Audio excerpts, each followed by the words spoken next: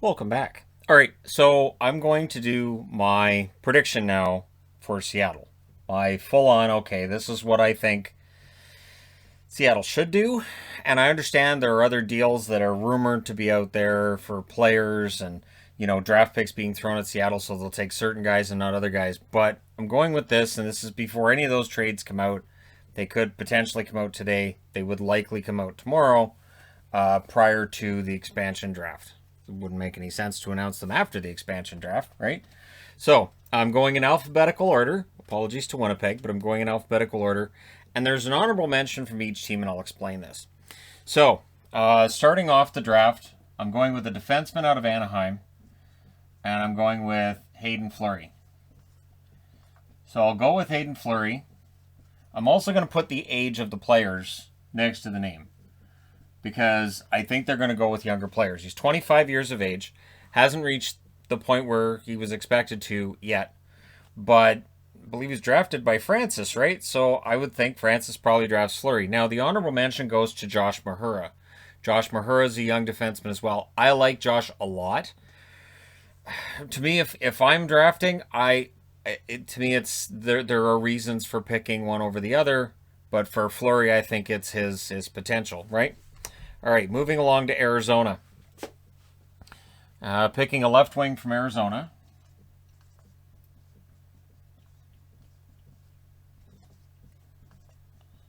Michael Bunting, who is a left winger, and he's 25. So Bunting, absolutely, really, really solid season for Arizona. Now they need to work out an agreement. They need to work out a contract with him. But I would think Seattle probably can. They can probably give him, decent amount of money. And Bunting might be an interesting one to watch going forward for Arizona. The honorable mention on this is Joseph Kozanash, the goaltender they just picked up from San Jose. He's young. The potential's there. And it's possible that Seattle says, you know what, we can take Kozanash and we can see what we got here. And if we don't like it, we can move on from him, but we'll see. So Bunting's my pick. Boston. Going back to a defenseman, there's a lot of defensemen early in this one.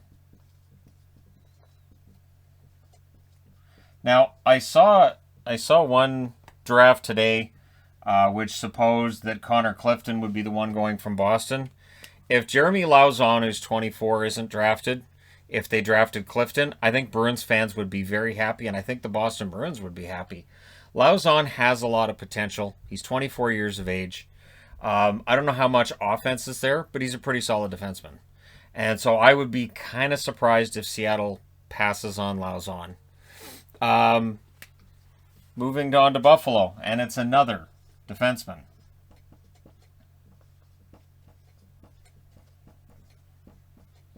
Will Borgen, 24 years of age.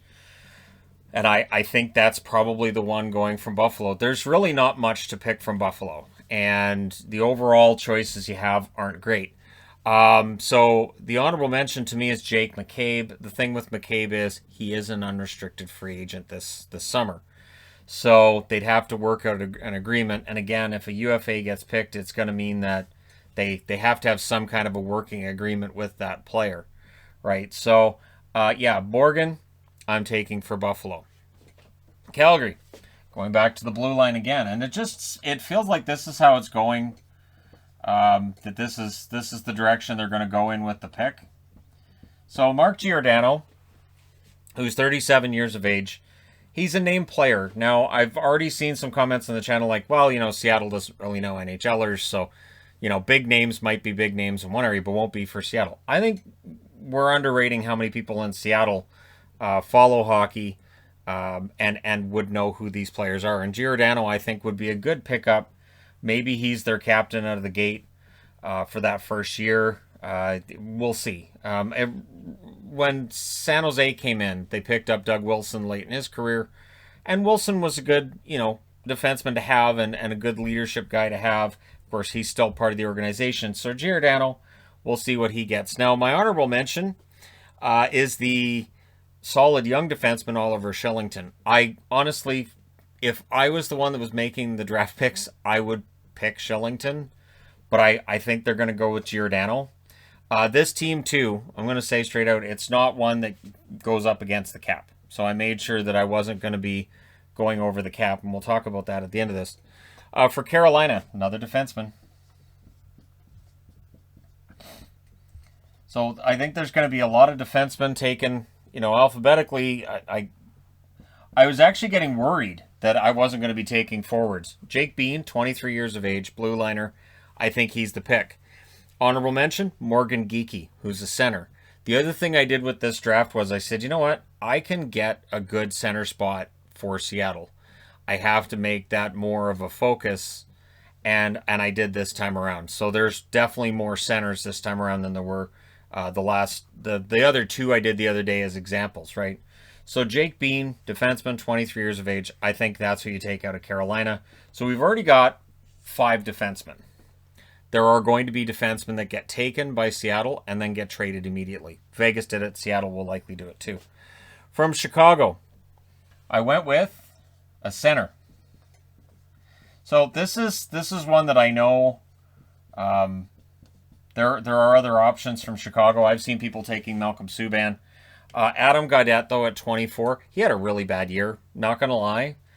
But he's young enough to bounce back. And that two-way game is still potentially there to a point where I think it might be tempting for Seattle to take him. Now, I don't think he ends up in their everyday lineup with, again, we'll get to that. I've got 2 boards set up, so I've got their lineup set up as well. But, again, he's 24, he's a center. At the very least, if you get him, you can flip him for something else if you don't want to keep him around. The honorable mention was Malcolm Subban for me. I thought about Zadorov, but he's a restricted free agent, and with the money he made this year, I don't know that makes sense for them. Colorado, I didn't really have to think about this one. So now we're going with another forward.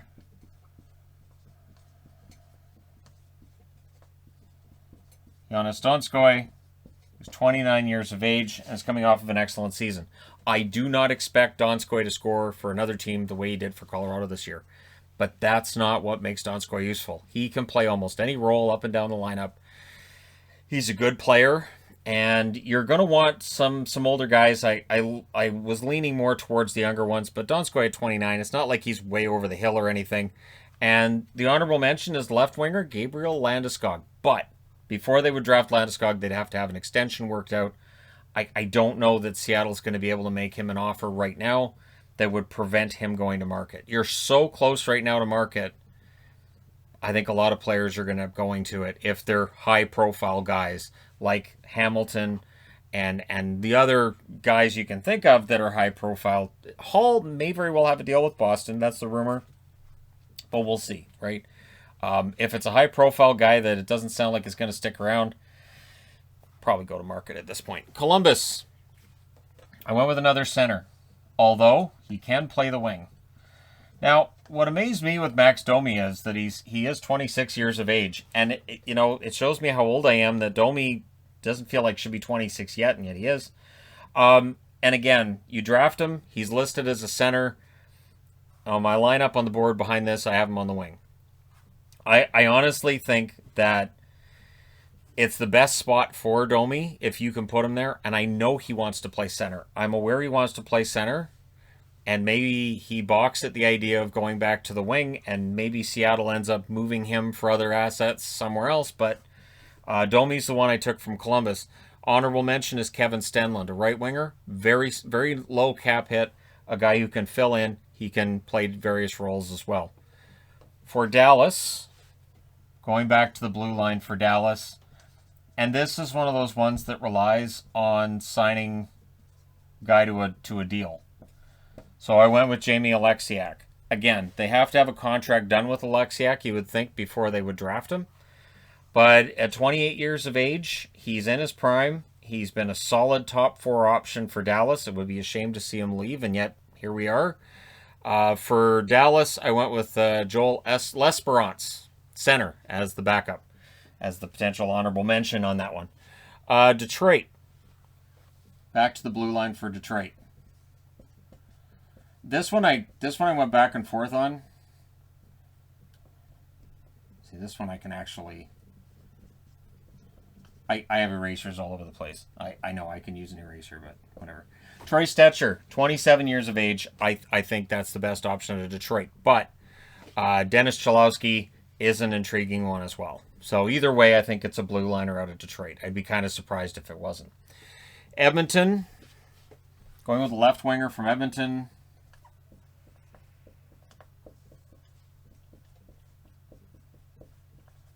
I'm going with Dominic Cahoon, who's 26 years of age. Now, he didn't light the world on fire in Edmonton, but he can still score goals. You'd think a minimum of 10 to 15 for any team, and so, that's not too shabby. I would think Cahoon, the pickup from Edmonton, would make some sense. My backup option is Tyler Benson. So that's on Francis to decide whether or not he sees Tyler Benson, who's already 23, as being an NHL option. Benson, to me, there's some vibes there of a guy who's very good in the AHL, very good AHL player who may not translate well to the NHL game because the way Benson plays, he might have to be in the top 6. So there are those players that need to be in the top 6, don't quite have that skill. Maybe it's a speed thing, but they're not guys that you want in your bottom 6 either, so they end up being in the AHL or end up going over to Europe. So we'll see. That's on Ron Francis to decide where he sees Benson. Florida. I have Florida going with the obvious pick. So the worst kept secret in hockey is that the goaltender is being picked up. Chris Drieger, who is 27, right? 27? 27, yes. And honorable mention, Frank Vatrano. Frank Vatrano, 18 goals. He's staying in Florida. Drieger's the pick. This is where the question gets asked, well, why not let Drieger sign as a UFA and then pick up Vatrano as the option out of the expansion draft? Because you want to have that certainty that you're going to get your guy. Drieger goes to market. It's possible somebody else offers him more than the $3.5 million he's reportedly signing for in Seattle, and you end up not getting your guy, and then you may have handicapped your team in net. So you go with the player that you want, and they want Drieger. LA, I went with a center. Honestly, I'd be kind of surprised if they didn't go with, and that's Blake Lizotte. I like Lizotte. He's only 23 years of age. Him being available it doesn't 100% surprise me, but we'll see how things go for him if he ends up in Seattle. And Brendan Lemieux to me is the honorable mention because who knows, right? Like Lemieux, there's that sandpaper option there, and it's possible that you'll need some sandpaper on this team that doesn't really 100% show up yet. Or is that something you add in free agency? Is that something you add in the trade? A lot of questions with Seattle. They're going to be very busy this summer no matter what they do. Minnesota. For Minnesota, I went back and forth on this a little bit. And then I thought, nah, it's got to be Kakkonen. Goaltender. And the one that I kind of wanted to go with, where I was like, I could see Carson Soucy being the guy. But in the end, I was like, nah, Kakkonen, you've got to go with. I would think that's the guy that they're going to take out of Minnesota. I'd be kind of surprised if they don't. Montreal, I thought outside the box. So Montreal, I thought, this works. But there's a caveat to this. And I know people are going to fast forward to the end of this video. They're not going to want to sit through all my explanations. They're going to fast forward to the end and they're going to say, there's no way they take Philippe Danault. They only take him if they can sign him to an extension. The center spot is very difficult to man if you are an expansion team. But if they can sign Danault to a deal, he's 28 years of age. You can sign him, then you have your top 2 center. You have a top 2 center that you can put out there. You know he's a really good shutdown forward, and you need that with an expansion team. So I'm saying, you know what? Danault. Meaning the backup option to me would be Carey Price. Carey Price may very well be the one that they take, but Danault's a fascinating option only if they're able to sign him. Which brings me to Nashville. And I went with a center from Nashville too. And I'm going to explain this one too. So Ryan Johansson is also 28 years of age. And he's got a bad contract. And this is the only bad contract on the team that I've got on this board. I don't take bad contracts. But I'll take Johansson because he's already proven he can be a top 2 center in the league, and it's possible that a change of scenery brings back some of that scoring. There's risk to this, absolutely, but, worst case, he plays poorly, and you end up finding, somewhere else to ship him off to. Maybe there's a buyout next summer, but you take that risk, and I think Johansson's a solid pick. The backup for me is Colton Sissons, who's a right winger. I went with Johansson because he's a center. I said, you know what, center. We'll go with centers. New Jersey. New Jersey, I went with, this is one of those rare, going with a guy who's, really young, in Marian Studenic, who's 22 years of age, and again, he's a right winger. And I like him as the pick from New Jersey. I absolutely like him as the pick from New Jersey. I was impressed by Studenic and what I saw of him this year. And so I think he's a decent pick from New Jersey, who, again, most of their good players are going to be protected. The backup, I went with Will Butcher, defenseman. Will Butcher's contract, not awful if you're an expansion team. He put up some good points. We'll see, right? I didn't end up going with PK Subban. All year I talked about, PK Subban might be a good pick. No, I didn't end up going with Subban. That $9 million just put me off. That $9 million was like, no, that's just, it's too high for what he brings. He had a bounce back season, but not $9 million worth of bounce back. The New York Islanders, this really could go either way.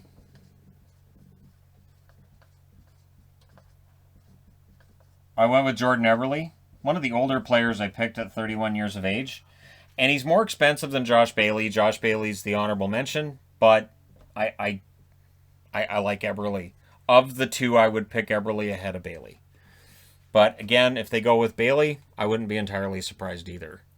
And for the New York Islanders who are having cap problems, take them. And I really think that's part of what this was from Lou Lamoriello. This is, if they take Eberle, that frees up $5.5 million in cap space. I think he was trying to make cap deals and they just didn't pan out. So, and this frees them up. There's been talk about, will they sign Parise and Suter? It's possible. I would be kind of surprised if Parise doesn't end up with the Islanders. New York Rangers, I went with a center.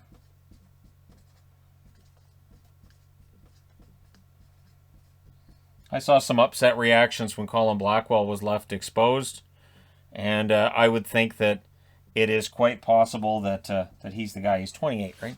28, yes, 28. Colin Blackwell had a great season for the Rangers, and I'd be really kind of surprised if Seattle passes on him. All of these moves are with the idea that they don't make trades to protect certain players. I would expect certain players end up being taken tomorrow that we don't expect because there'll be a side deal between Seattle and those teams. But I did this with the idea that there aren't any. Ottawa.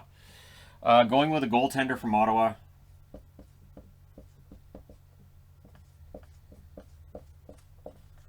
Joey Decord, who's only 24 years of age, and I think he'd be a good pick by Seattle. Ottawa's pretty well protected. My backup option, Evgeny Dadonov, right winger, but Dadonov did not play up to his contract. He's 32 years of age and at a $5 million cap hit. There's risk there. So I went with Decord, who's on much lower cap hit, young goaltender, and why not? Decord, I think, is a decent pick. For Philadelphia, I went back and forth on this one. I think we can kind of agree that it's going to be a defenseman. But I just couldn't see them passing on Shane Gostisbehere. Gostisbehere is 28 as well. He's been in the doghouse in Philly for a while. And again, this is going to depend, I think, on Hackstall. If Hackstall likes him, I think that may be the way they go is with Gostisbehere. But it'll be interesting to see what they do. My backup for this is Robert Haig, but I've seen Justin Braun as the pick as well. Braun, to me, I think is a little bit older. I would lean towards Haig as a secondary behind Gostisbehere, but it's probably going to be a defenseman out of Philly. Pittsburgh.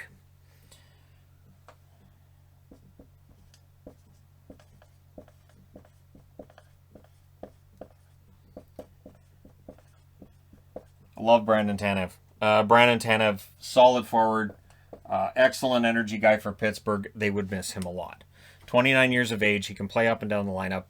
And I think he brings some of that edge that you're going to want in your game if you're a first-year team.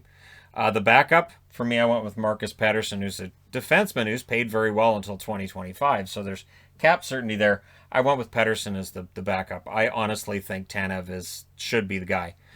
It'll be interesting to see how that goes. San Jose, I am going with the center out of San Jose.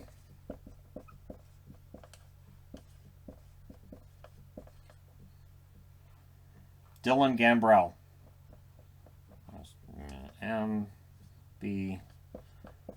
You guys know what I mean. Dylan Gambrell, who is 24 years of age, and I think San Jose would miss Gambrell.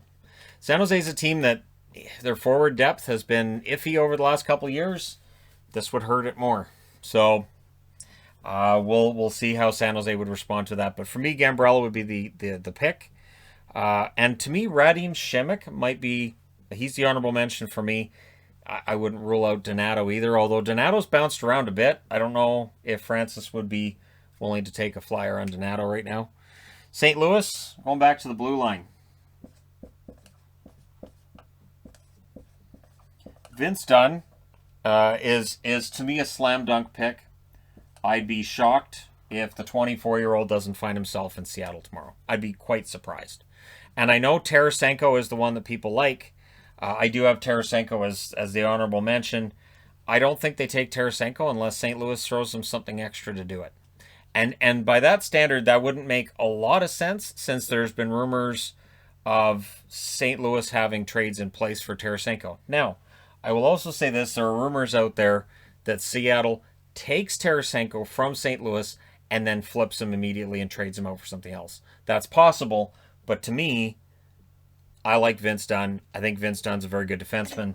I'd be kind of surprised if Seattle doesn't just say, you know what, we'll just take Dunn. Because I don't know if Tarasenko in a trade gets you back a player as good as Vince Dunn. And that to me is the question, right? Tampa. I'm not helping Tampa.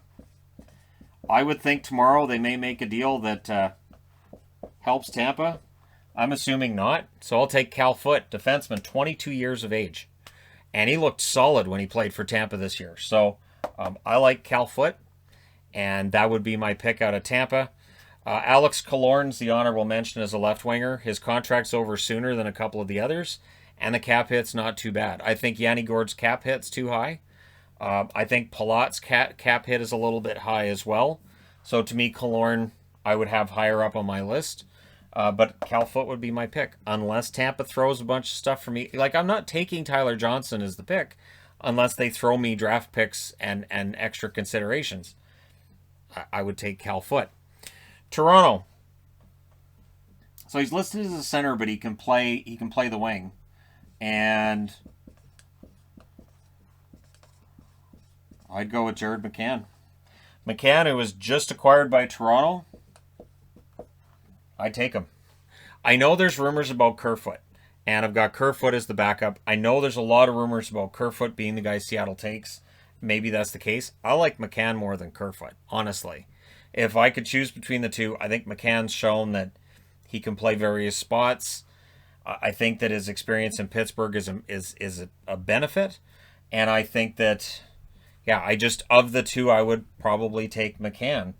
And then there's that whole idea, too, of pick up guys that are from Vancouver and maybe you've got this natural rivalry, right? Jared McCann would love to score goals against Vancouver and be in their division and maybe help knock them out of the playoffs, right? So there's that aspect of it as well. From Vancouver, speaking of which, another center.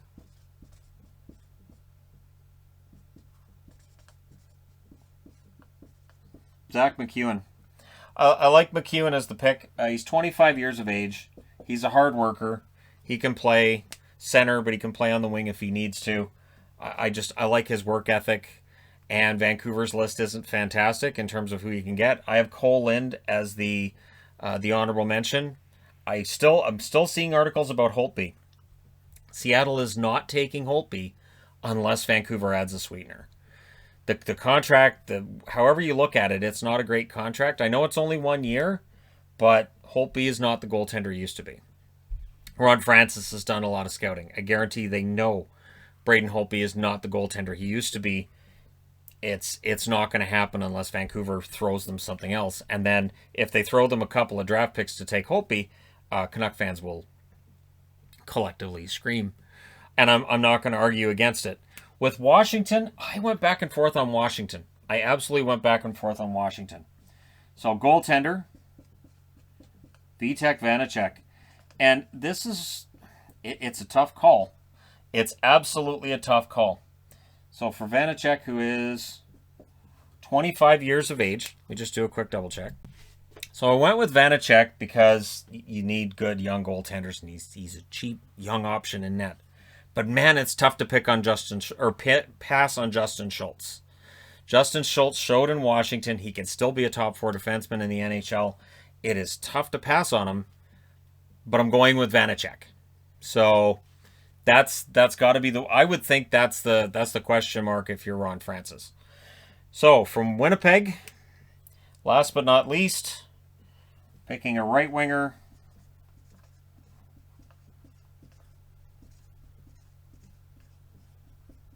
And again, we're going young here. Youngish anyways. 25 years of age. Mason Appleton, who Winnipeg was trying to work out deals with before the expansion draft. It didn't happen. And I would think he's the pick out of Winnipeg. Dylan DeMello, honorable mention. Really good defensive defenseman. I don't think you can pass on Mason Appleton, though. So, this team, how does it end up looking? Not bad. The team ends up looking not bad. So here's how I envision it. And again, this is without free agency. This is without the draft. This is without them drafting Matty Beniers. Beniers potentially coming in next year and all of that. So their first line would be Max Domi, Ryan Johansson, Jordan Eberle. Second line, Jared McCann, Philippe Danault, and Jonas Donskoy. Again, it depends on Danault would have to sign a deal with Seattle. And then you have Dominic Cahoon, Colin Blackwell, Brandon Tanev on your third line, Michael Bunting, Dylan Gambrell, and Mason Appleton on the fourth line. You roll all 4 lines. You don't have a true first line here. I will agree with people who will say that. But you have 4 competent lines that, if coached well, could get you some victories.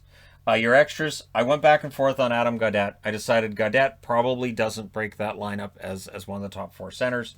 Blake Lizotte, Marian Studenic, and Zach McEwen. Now, Lizotte should be playing. There's no way Lizotte belongs as an extra, right? So my guess is that with that kind of a center spot, you're trading one of those top 4 centers, and you're not going to trade Johansson or Danault. So I would think Blackwell, Gambrell, Lizotte, one of them would end up being traded. On the blue line, I went with Giordano, Gostisbehere, and Lauzon on the left side. On the right side, Dunn, Stetcher, and Fleury, which would mean your extras are Alexiak. Now, if they sign Alexiak's playing. Does that take Fleury out of the lineup? So that's where it gets interesting. Does it take Lauzon out of the lineup? Will Borgen, Cal Foote, and Jake Bean then are all extras as well. So you have a lot of options here on the blue line that you can trade and maybe improve things, right? And then in net, I went with Chris Drieger and Vitek Vanacek. It's young, it's inexperienced, right? Neither of these guys have been a starter. And then Kakkonen and Joey Decord as the third and fourth. Here's the thing. As of July 28th, they could acquire Peter Mrazek as a UFA. They could go out and get an unrestricted free agent goaltender. They can take some of these extra players and get themselves a goaltender as well. There are goaltenders that are available. So while the goaltending now looks like a bit of a weakness, with me going more towards trying to get stronger centers, I still think you can fix this team. They're going to be competitive, and in the Pacific, who knows, right? The Pacific is the weakest of the 4 divisions. No matter what way you slice it, it does look like the weakest of the 4 divisions. And so, Seattle, it's going to be interesting to see how they do. There you go. Let me know your thoughts in the comment section below, as always. Don't forget to hit like and subscribe. If you're browsing your way through, you just happened upon this video. And hey, tomorrow we find out who really goes to Seattle. Thank you guys so much for all your support. I will talk to you again soon.